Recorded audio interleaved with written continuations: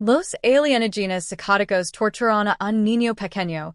Sus gritos resonaron por los estériles salones blancos del Consejo Galáctico hasta que los quemamos a todos, cada mundo, cada nave, cada uno de sus apestosos cueros quemados hasta las cenizas por lo que lo hicieron a ese pobre niño, pero me estoy adelantando. Déjenme retroceder y contaros toda la historia, comenzando desde ese horrible día. La humanidad finalmente decidió que ya era suficiente. Soy Philip Morris y como los cigarrillos. Estuve allí cuando el Consejo reveló su atroz crueldad. Los ciudadanos, una raza alienígena superavanzada, secuestran a un niño humano de apenas 6 años durante meses. Sus balinas rondaron su estación de investigación mientras ese bastardo Héctor, su científico jefe enfermo, diseccionaba y experimentaba día tras día.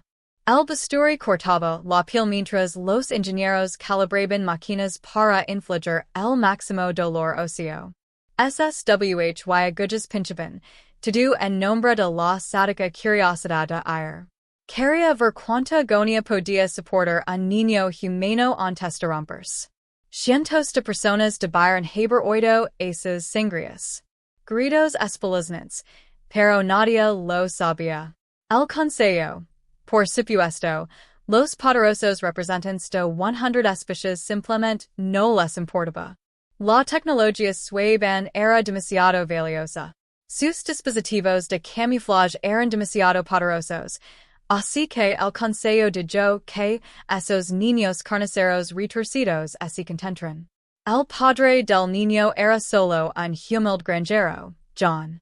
Creo que así llamaba. Él lo rogó al Consejo que ayudara a salvar a su hijo. Se arrodilló, lloró y suplicó. ¿Sabes qué? Esos burócratas alienígenas dijeron que llamaban a la tortura de su hijo un asunto interno de los sueban. Dijeron que los humanos primitivos deberían callarse y dejar que las razas superiores se encarguen. ¿Puedes creer esa absoluta insensatez para ignorar las súplicas de un padre?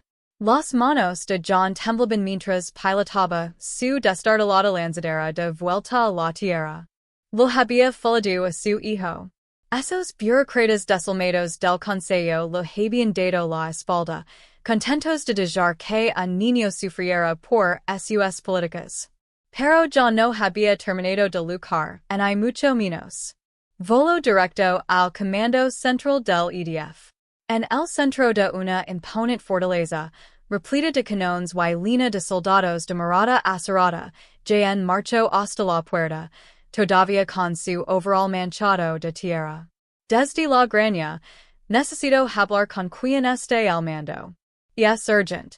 Jan dijo con voz. Hora tras hora de inútiles súplicas ante el Consejo. Los guardias lo miraron de arriba abajo, notando la salvaje desesperación en los ojos de John. Debieron haber visto algo allí. La indomable voluntad de un padre por salvar a su hijo, porque lo hicieron cenas para que para. John se encontró de pie ante el almirante Samir Patel y el general Ling, los altos mandos de la EDF. Estos eran hombres que habían visto innumerables batallas, que habían enfrentado lo peor que la galaxia tenía para ofrecer. Señor, soy John Sanders, mi hijo. Como lo silban, tengan a mi hijo. Lo están torturando y el Consejo no moverá un dedo. Por favor, así lo ruego. Patel levantó una mano, entrecerrando los ojos.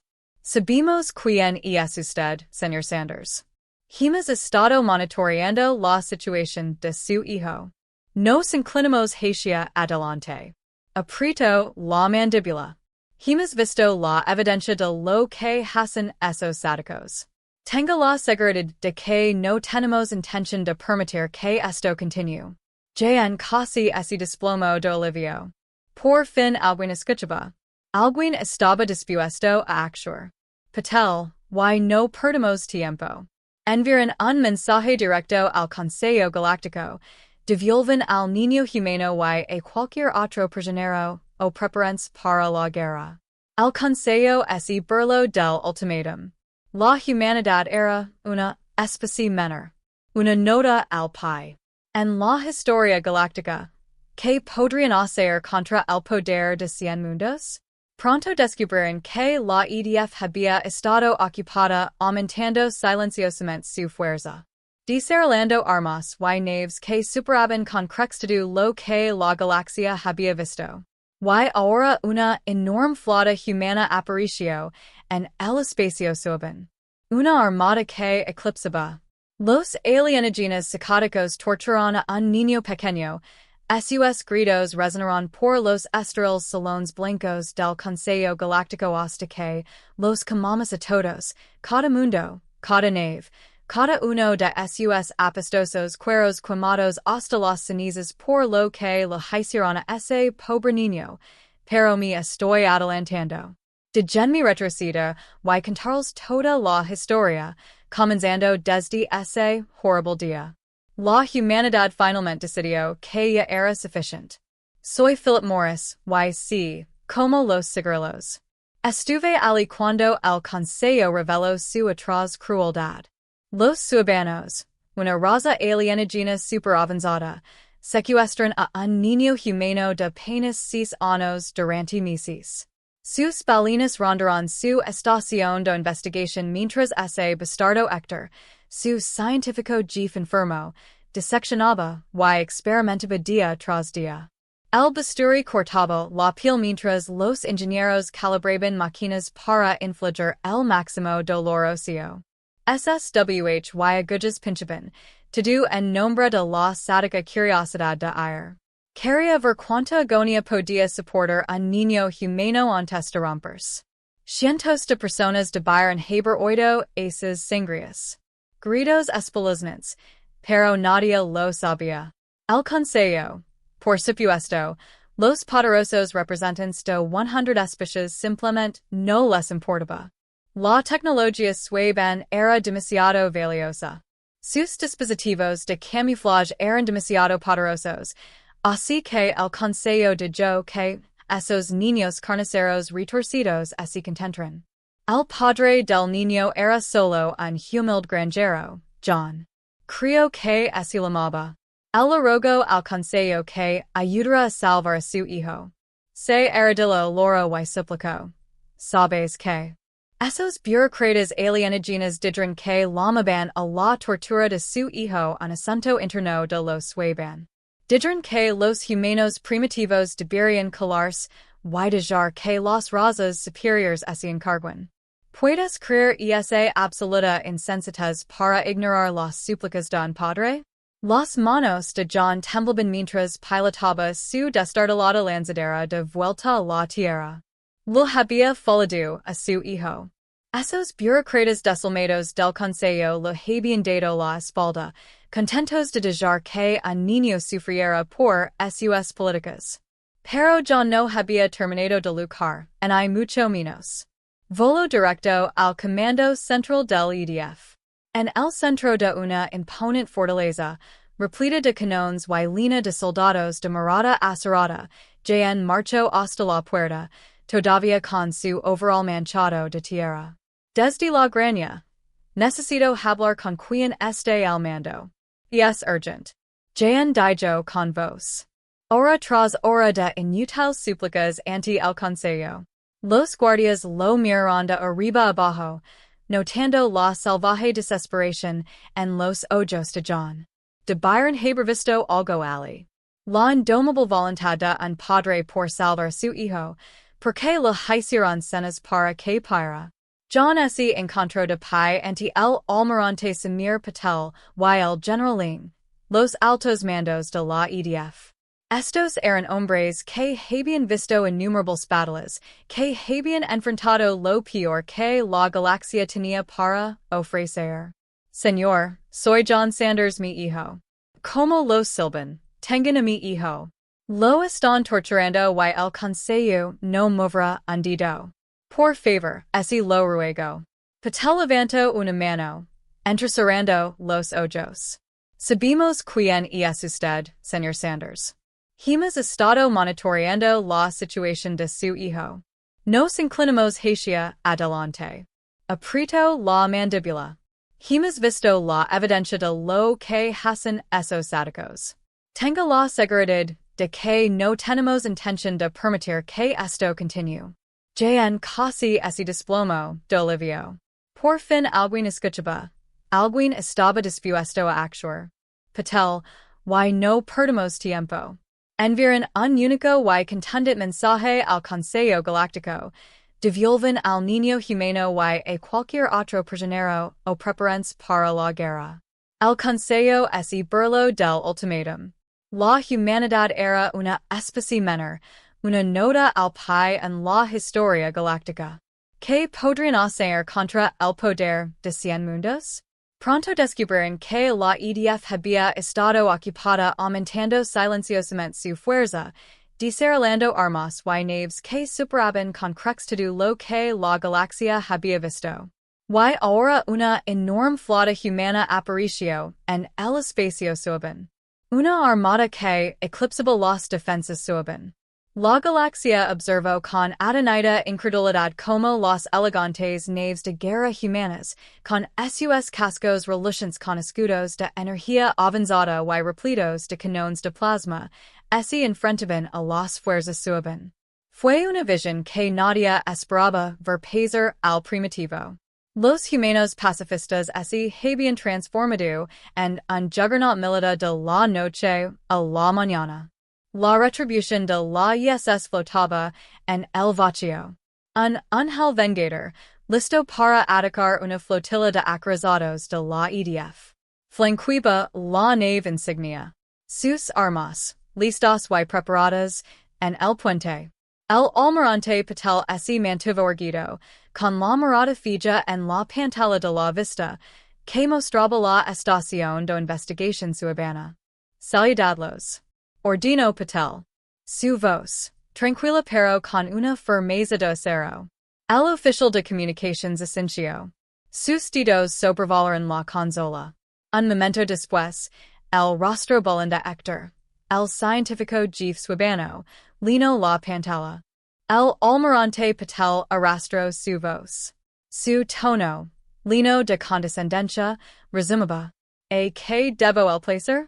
La mandíbula de Patel se tensó. ¿Sabes? Maldita sea. ¿Por qué estamos aquí? Héctor, libera al niño humano y a cualquier otro cautivo. Inmediatamente, Héctor echo la cabeza hacia atrás y río. Un sonido frío y cruel que resonó por el puente. Oh, almirante, usted. Los humanos siempre son tan sentimentals. Se inclinó hacia adelante. Sus ojos brillaban con malicia. El chico es propiedad de los subanos. Ahora hermos con lo que queramos. Las manos de Patel se apretaron en puños a sus costados. Maldito bastardo. Si no cumples, te hermos. ¿Qué harás? Héctor se burló. Atacanos por favor. Tus naves primitivas no son rival para la tecnología subana. Como para enfatizar su punto, Héctor pulsó un botón en su consola. La pantalla de visualización se dividió, revelando una segunda imagen. A Patel se le heló la sangre. Era el chico. El hijo de John estaba atado a una mesa. Científicos subanos lo rodeaban. Blandiendo bisturíes y jeringas, los gritos del niño desgarran la señal de audio. Un desgarrador sonido primigenio de pura agonía. En el puente de la retribución, la tripulación permaneció horrorizada. Silencio. La respiración de Patel se convirtió en ráfagas cortas y agudas. Todo su cuerpo temblaba, apenas contenida. La rabia que, según dijo en voz baja, fue un error. Patel se volvió hacia sus armas. Oficial, una mujer de rostro severo llamada Lu, dijo. Fuego. Su voz era como hielo. Lu asintió. Sus dedos bailaban sobre la consola. Señor. En un instante, las naves de la EDF desataron un infierno, una tormenta de proyectiles cinéticos. Reyes de plasma y torpedos graviton impactaron contra la estación ciudadana.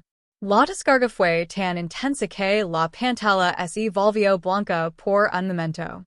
Cuando la imagen se aclaró, la estación era una ruina. Agujeros abiertos en su casco. Fuegos regiendo por su superficie. Las naves ciudadanas, elegantes y mortales, se lanzaron al encuentro de la flota de la HFY. Abrieron fuego con sus armas avanzadas. Se lanzaron hacia las naves humanas, pero fue inútil. Los escudos de la HFY fueron absorbidos. Los golpes, ignorando el asalto ciudadano como gotas de lluvia contra una ventana, con los escudos bajados. Lo informó. Su voz se elevó. Con emoción. Los estamos destrozando. Patel se inclinó hacia adelante. Su mirada fija. Mientras observaba como las naves ciudadanas estaban en llamas una tras otra, no eran rival para el poder de la HFY. Su alardada superioridad tecnológica demostró ser solo una fanfarronería vacía. En cuestión de minutos, la estación de investigación era un cascarón destrozado. La flota ciudadana se redujo a escombros a la deriva. En el puente del Retribución, la tripulación estalló en vidas, abrazándose y dándose palmadas en la espalda. Pero Patel permaneció estoico. Su mirada fija en la estación en ruinas. Ordenó que enviaran a los marines. Encontraron a ese chico y a cualquier otro superviviente. Si Héctor sigue vivo, tráiganmelo. Su voz se redujo a un susurro. Una fría promesa de retribución. Quiero mirarlo a los ojos antes de abatirlo, pero la batalla estaba lejos de terminar. El almirante Patel y el general Wei no estaban dispuestos a abandonar a ese chico, no después de todo lo que había sufrido. Reunieron un equipo de élite de marines de la HFY. Los gios más duros de la humanidad podían ofrecer. Why? Lideró personalmente un grupo de abordaje hacia ese infierno en ruinas que era la estación. Los marines irrumpieron por los pasillos llenos de humo. Sus botas golpeaban la cubierta metálica. Soldados ciudadanos emergieron de cada sombra. Sus armas escupían plasma, pero los soldados de la HFY apretaban el gatillo con rapidez, abatiendo a los bastardos antes de que pudieran siquiera gritar. Patel y se abrieron paso a las profundidades de la estación hacia los laboratorios ocultos donde se habían cometido atrocidades indescriptibles. Atravesaron puertas celadas y aniquilaron escuadrones de guardias ciudadanos. Sus rostros sombríos y salpicados de sangre alienígena. Y luego, en una cámara oscura, apostando a sustancias químicas y sufrimiento, lo encontraron. El niño, el hijo de John, estaba atado a una mesa de metal. Su pequeño cuerpo era un mosaico de cortes, moratones y marcas de agujas. La sangre se acumulaba bajo él y su respiración se convirtió en jadeos irregulares. Por un momento, Patel y solo pudieron en mirar con horror lo que le habían hecho a este niño inocente. Patel dio un paso al frente. Con manos temblorosas mientras se arrancó las ataduras, levantó al niño en brazos, acunándolo como si fuera lo más preciado del universo. Apuntó con el rifle en alto y listo mientras buscaba cualquier amenaza restante. Te tengo, hijo. Le susurró Patel al niño, apenas consciente. Estás a salvo. Ahora te llevamos a casa. Los marines formaron un círculo protector alrededor de Patel y el niño. Sus armas se erizaron hacia afuera mientras luchaban por regresar a la bahía del transportador. Los soldados sueban se lanzaron contra la formación humana en hileras, desesperados por recuperar su preciado sigilo de prueba, pero los soldados de la HFY los abatieron con fría eficiencia. Sus rifles destellaban en la tenue iluminación de emergencia. Por fin llegaron al transportador. Patel cargo al niño a bordo mientras y los marines continuían el último asalto frenético de los sueban.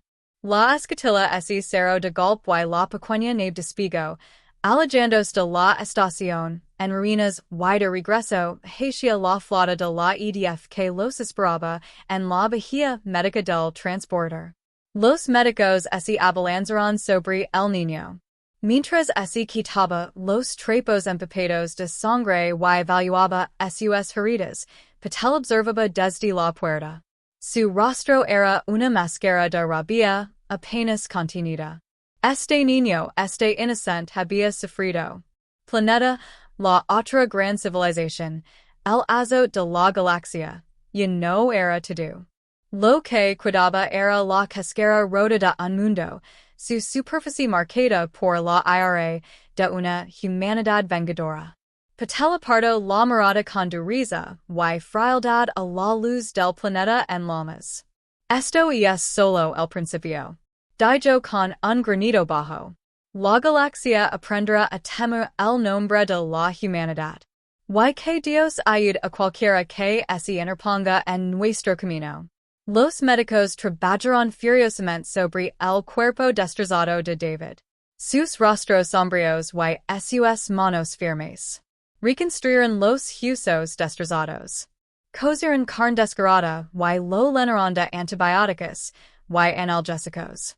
Estuvo al borde de la muerte durante semanas. El chico flotaba al borde de la muerte. Sus signos vitales subían y bajaban como una montaña rusa. Pero David era un luchador. Se aferró a la vida con la misma tenacidad que lo había mantenido corto durante meses de tortura. Lenta y dolorosamente, comenzó a sanar sus heridas. Sus huesos se cerraron y el color regresó a sus mejillas pálidas. Cuando finalmente abrió los ojos, se limpió. Y lucido por primera vez desde su rescate, el almirante Patel estaba junto a su cama. El soldado canoso sostuvo la mano del niño. Su voz suave le dijo: Bienvenido de nuevo, hijo. Ahora estás a salvo. Te permito que nos aseguremos de que ningún otro niño sufra como tú. La historia de David se extendió como la pólvora por la galaxia. Cada canal de noticias, cada canal juego, cada flujo de datos, la historia del niño que soportó lo impensable y sobrevivió. Se convirtió en un símbolo de la determinación de la humanidad. Un recordatorio de que, incluso los más débiles entre nosotros podían ser inquebrantables. Pero mientras David sanaba, Héctor conspiró. El científico suben logró escabullirse en el caos del bombardeo, robando una nave y desapareciendo en las profundidades del espacio. Era un hombre roto. El trabajo de su vida destruyó a su gente. Se dispersó por los vientos, pero su odio por la humanidad ardía con más fuerza que nunca en los rincones oscuros de la galaxia. Héctor reunió a los restos del ejército suben, soldados, científicos, espías y a cualquiera que guardara rencor contra la humanidad. Forjó alianzas con otras razas humiliadas o derrotadas por la HFY, prometiéndoles una oportunidad de venganza. Se hacían llamar la guerra vengativa, un nombre que infundía terror en los corazones de los humanos a lo largo de las estrellas. Eran un ejército de sombras que atacaba sin previo aviso y desaparecía antes de que la HFY pudiera responder. Las colonias humanas quemaron los puestos de avanzada y quedaron reducidos a escombros. La guerra vengativa no dejó supervivientes, solo cuerpos destrozados y ruinas humeantes. Pero la HFY no iba a dejar que estas atrocidades quedaran sin respuesta. El almirante Patel y el general movilizaron todas las naves, todos los soldados y todas las armas a su disposición. Durante dar causa a Héctor y a sus secuaces hasta los confines del universo si era necesario. Tenían un arma secreta que infundiría terror en los corazones de la guerra vengativa. en las profundidades de las instalaciones de investigación más seguras de la EDF. Los científicos habían trabajado arduamente para desarrollar la tecnología que habían capturado de los silianos. Habían creado una nueva raza de soldados, más rápida, fuerte y inteligente. Más poderosos que cualquier humano o alienígena, los llamaban los ángeles vengadores y estaban listos para desatar el infierno sobre los enemigos de la humanidad. David se movió entre las sombras de la base lunar. Sus sentidos mejorados, alerta ante cualquier señal de la guerra vengativa. Tras él, sus compañeros espartanos desplegaron sus armas listas. Habían entrenado para esto, perfeccionando sus habilidades al filo de la navaja. Eran la mejor esperanza de la humanidad contra los remanentes retorcidos de los silianos. Mientras se acercaban a la cámara central, el oído aumentado de David captó el sonido de solozos apagados. Los rehenes apretaron su rifle. El metal frío, un peso reconfortante en sus manos, hizo una señal a su equipo y tomaron posiciones alrededor de la entrada. Con una cuenta regresiva silenciosa, irrumpieron en la habitación. Granadas seguidoras y granadas de humo rodaron por el suelo. Los soldados de la guerra vengativa, sorprendidos, cayeron antes de siquiera poder levantar sus armas. David y su equipo se movieron con despiadada eficiencia, aniquilando al enemigo con ráfagas precisas de disparos y luego, a través del humo que se disipaba. David lo vio. Héctor, el científico sueban, estaba de pie al otro extremo de la habitación. Una sonrisa cruel distorsionaba sus rasgos. Sostenía un detonator en una mano, con el dedo sobre el gatillo. El famoso espartano Héctor se burló. Su voz destilaba desprecio. Me preguntaba cuándo apreciarías. David apuntó su rifle a la cabeza del sueban, con el dedo apoyado en el gatillo. Planeta, la otra gran civilización, el azote de la galaxia, ya no era todo. Lo que quedaba era la cascara rota de un mundo, su superficie marcada por la ira de una humanidad vengadora. Patel apartó la mirada con dureza y frialdad a la luz del planeta en llamas. Esto es solo el principio. Dijo con un granido bajo. La galaxia aprenderá a temer el nombre de la humanidad. Y que Dios ayude a cualquiera que se interponga en nuestro camino. Los médicos trabajaron furiosamente sobre el cuerpo destrozado de David. Sus rostros sombríos y sus manos firmes. Reconstruyeron los huesos destrozados. Cosieron carne desgarrada y lo llenaron de antibióticos y analgésicos. Estuvo al borde de la muerte durante semanas. El chico flotaba al borde de la muerte. Sus signos vitales subían y bajaban como una montaña rusa. Pero David, a un luchador, se aferró a la vida con la misma tenacidad que lo había mantenido corto durante meses de tortura. Lenta y dolorosamente, comenzó a sanar sus heridas. Sus huesos se cerraron y el color regresó a sus mejillas pálidas. Cuando finalmente abrió los ojos, se limpió. Y lucido por primera vez desde su rescate, el almirante Patel estaba junto a su cama. El soldado canoso sostuvo la mano del niño. Su voz suave le dijo: Bienvenido de nuevo, hijo. Ahora estás a salvo. Te prometo que nos aseguremos de que ningún otro niño sufra como tú. La historia de David se extendió como la pólvora por la galaxia. Cada canal de noticias, cada canal juego, cada flujo de datos, la historia del niño que soportó lo impensable y sobrevivió. Se convirtió en un símbolo de la determinación de la humanidad. Un recordatorio de que incluso los más débiles entre nosotros podían ser inquebrantables. Pero mientras David sanaba, Héctor conspiró. El científico suban logró escabullirse en el caos del bombardeo, robando una nave y desapareciendo en las profundidades del espacio. Era un hombre roto. El trabajo de su vida destruyó a su gente. Se dispersó por los vientos, pero su odio por la humanidad ardía con más fuerza que nunca en los rincones oscuros de la galaxia.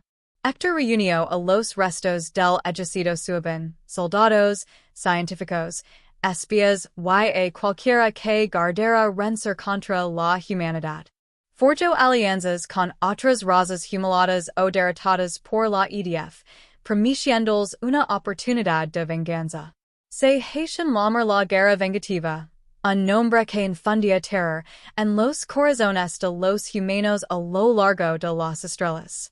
Eran un ejército de sombras que atacaba sin previo aviso y desaparecía antes de que la HFY pudiera responder. Las colonias humanas quemaron los puestos de avanzada y quedaron reducidos a escombros. La guerra vengativa no dejó supervivientes, solo cuerpos destrozados y ruinas humeantes. Pero la HFY no había a dejar que estas atrocidades quedaran sin respuesta. El almirante Patel y el general movilizaron todas las naves, todos los soldados y todas las armas a su disposición. Durante dar causa a Héctor y a sus secuaces hasta los confines del universo si era necesario. Tenían un arma secreta que infundiría terror en los corazones de la guerra vengativa. En las profundidades de las instalaciones de investigación más seguras de la HFY, los científicos habían trabajado arduamente para desarrollar la tecnología que habían capturado de los silianos. Habían creado una nueva raza de soldados, más rápida, fuerte y inteligente. Más poderosos que cualquier humano o alienígena, los llamaban los ángeles vengadores y estaban listos para desatar el infierno sobre los enemigos de la humanidad. David se movió entre las sombras de la base lunar. Sus sentidos mejorados, alerta ante cualquier señal de la guerra vengativa, tras él, sus compañeros espartanos desplegaron sus armas listas. Habían entrenado para esto, perfeccionando sus habilidades al filo de la navaja. Eran la mejor esperanza de la humanidad contra los remanentes retorcidos de los silianos. Mientras se acercaban a la cámara central, el oído aumentado de David captó el sonido de solozos apagados. Los rehenes apretaron su rifle. El metal frío, un peso reconfortant en sus manos, hizo una señal a su equipo y tomaron posiciones alrededor de la entrada. Con una cuenta regresiva silenciosa, irrumpieron en la habitación. Granadas seguidoras y granadas de humo rodaron por el suelo. Los soldados de la guerra vengativa, sorprendidos, quedaron antes de siquiera poder levantar sus armas. David y su equipo se movieron con despiadada eficiencia, aniquilando al enemigo con ráfagas precisas de disparos y luego, a través del humo que se disipaba. David lo vio. Héctor, el científico sueban, estaba de pie al otro extremo de la habitación. Una sonrisa cruel distorsionaba sus rasgos. Sostenía un detonator en una mano, con el dedo sobre el gatillo. El famoso espartano Héctor se burló. Su voz destilaba desprecio. Me preguntaba cuándo apreciarías. David apuntó su rifle a la cabeza del sueban, con el dedo apoyado en el gatillo. Mandíbula de Héctor, desplomada, se desparramó por el suelo. David se paró sobre él. Su pecho, agitando los nudillos ensangrentados a su alrededor, la batalla estaba terminando. Los últimos de la guerra vengativa se rindían, o huían. Los colonos vitoreaban con voz rugiente, pero David no sentía alegría, ninguna sensación de victoria, solo una determinación sombría. Esta era solo una batalla, una pequeña victoria en una guerra que estaba lejos de terminar. Extendió la mano, cerrándola alrededor del cuello de Héctor. Arrastró al inconsciente sueban, lo incorporó con fuerza. Levenlo a la nave. David gruñó. El almirante Patel quería una palabra. Volvió la mirada. recorriendo la habitación, observando a los heridos, los muertos, los supervivientes, su equipo maltratado pero vivo, los colonos, sus rostros, todo iluminado. Con una nueva esperanza. Esto no ha terminado. David dijo en voz baja, una promesa. No hasta que cada uno de los vigueras full se lavado ante la justicia, no hasta que la galaxia esté a salvo de su crueldad. Miró a las estrellas, visibles a través de las ventanas destrozadas. Su mandíbula se erguía. En algún lugar, los restos de la guerra vengativa se escondían, lamiéndose las heridas, planeando su venganza, pero no se esconderían para siempre. David y sus Spartans los encontrarían y los acabarían sin importar el costo. Las llamas rigieron alrededor de David mientras cargaba a través del infierno. Sus ojos se clavaron en el rostro bullion de Héctor. El científico subiano permaneció en medio del caos. Su mano agarraba un pequeño dispositivo. Con una risa cruel, presionó un botón y una onda expansiva se expandió hacia afuera, impactando a David y sus compañeros Spartans. David sintió que su fuerza mejorada se agotaba. Sus músculos repentinamente se abrían. A su alrededor, pesados como plomo, su equipo flaqueó. Su servoarmadura chispeó y se cortocircuitó. Héctor sonrió, levantando su rifle de plasma. ¿No eres tan poderoso ahora? Pero David no disminuyó la velocidad, ni siquiera disminuido. Seguía siendo un Spartan, seguía siendo un guerrero. Chocó contra Héctor, quitando el rifle de las manos. Lucaron, rodando por el suelo ardiente, intercambiando golpes que habrían destrozado a los hombres comunes a su alrededor. La batalla continuó. Colonos y Spartans. Lucaron codo con codo enfrentándose a la guerra vengativa con pura determinación y galas. Plasma. Reyes entrecruzados con rondas trazadoras. El aire, denso de humo y gritos. David apenas notó que su mundo se había reducido a Héctor. Al sentir la carne sub abajo sus puños, se levantaron. Juntos, tropezando entre las llamas sus armaduras chamuscadas y ennegrecidas, los ojos de Héctor se abrieron de par en par al ver que el dispositivo de anulación, aferrado a su mano, comenzaba a chispear. Shake no. Susurro que no. La explosión cegaba un muro de fuego y fuerza que consumía todo a su paso. David sintió que el calor lo inundaba. Sintió que la metralla atravesaba su armadura. Se aferró a Héctor, negándose a soltarlo incluso cuando las llamas los envolvieron a ambos. Durante un largo instante, solo se oyó el rugido del infierno, el crujido de la carne quemada y los huesos rotos. David y Héctor se enzarzaron en un último abrazo fatal. Luego, silenciaron las llamas. Parpadearon y murieron, dejando solo ceniza y ruina. Los colonos y espartanos. Los que sobrevivieron se quedaron mirando. El cráter humante, apenas atreviéndose a respirar, una figura se agitó en la ceniza. Lentamente, inestable, era David. Su armadura había desaparecido. Su piel estaba empolada y en carne viva, pero en su mano sostenía la cabeza cercenada de Héctor. El rostro suave, congelado en un grito final, se alzó una ovación de los colonos. Los espartanos, harapientos y cansados, aunque en de pie, levantaron los puños en señal de saludo. David cogió hacia ellos. Su rostro, sombrío. La batalla era una sola. Héctor estaba muerto. Su guerra vengativa se dispersó, pero el precio había sido alto. David contempló el campo de ceniza y hueso, los cadáveres calcinados de colonos y espartanos por igual. Esta era la victoria, pero sabía a sangre y cenizas amargas. El silencio que cayó sobre la galaxia tras la victoria de David fue ensordecido. En los pasillos del Consejo Galáctico, representantes de 100 mundos permanecieron sentados en un silencio adenido mientras la evidencia de las atrocidades sabanas quedaba al descubierto. Juegos de niños humanos torturados, sus pequeños cuerpos rotos y sangrantes.